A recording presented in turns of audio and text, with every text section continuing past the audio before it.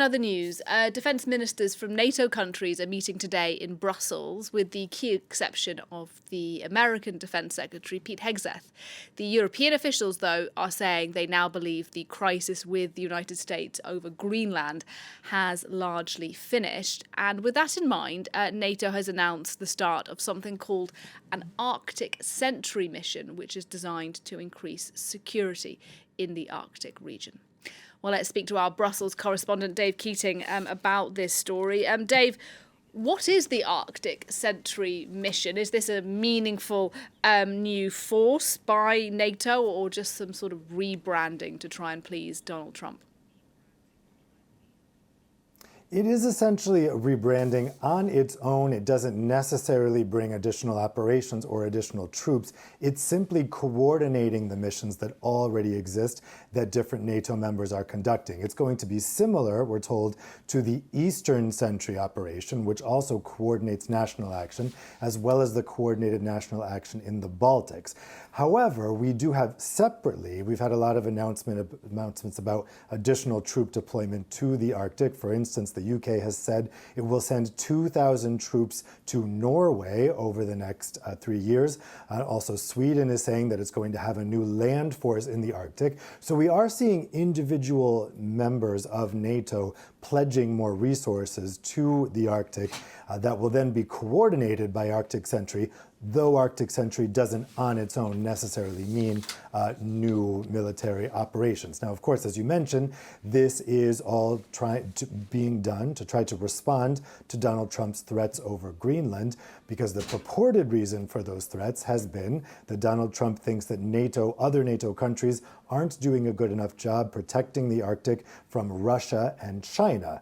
Now, China doesn't really have any military activity in the Arctic to speak of, but Russia does. Russia has been conducting quite a lot of operations, and they have nuclear-armed submarines in their northern Arctic Sea base that could, in theory, be sent through the gap that is between Iceland, Greenland, and the UK. So there are real concerns about what Russia has been up to in the Arctic, and so the defense ministers today have been keen to stress that this is in response to Russia. But the signaling here is probably less for Russia and more for Donald Trump.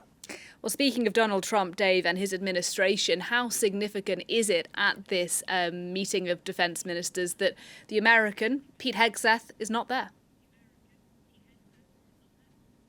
It's very significant because it follows Marco Rubio, the Secretary of State, refusing to go in December. Now, it should be pointed out that both Rubio back in December and Pete Hegseth now have offered no real explanation for why they're not coming. It isn't that they have other plans or they're busy. They're very clearly sending a message here to NATO that the United States is no longer going to be leading it. Now, instead, we had the Director of Pentagon Policy, Elbridge Colby, attend today's meeting, and he said to the other defense ministers that he wants to see NATO be partnership rather than dependency. The problem is the Europeans aren't really ready for that. So we saw defense ministers coming in this morning to this summit really playing down Pete Hegseth's absence, acting like it was totally normal for a U.S. Defense Secretary not to be at a NATO summit. In fact, it is almost unheard of in the past many decades of the alliance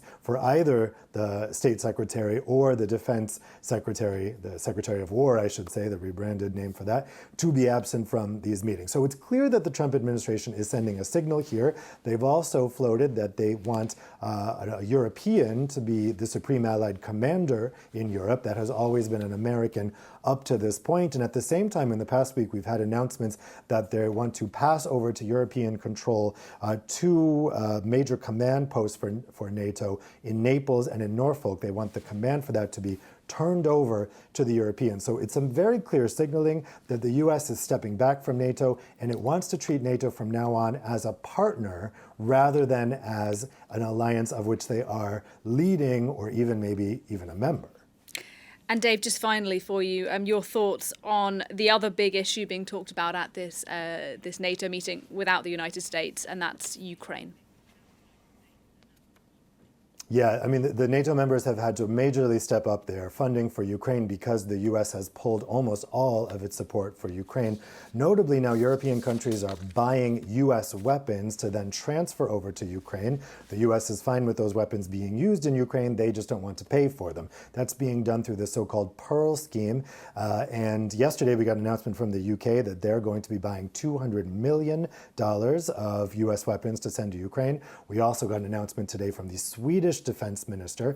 In addition to that military aid, they're also talking about support for Ukraine's energy grid, which has been attacked by Russia fiercely over the past week. So they're talking about what assistance they can get over to Ukraine to help clear the resilience of its energy grid in the face of those Russian attacks.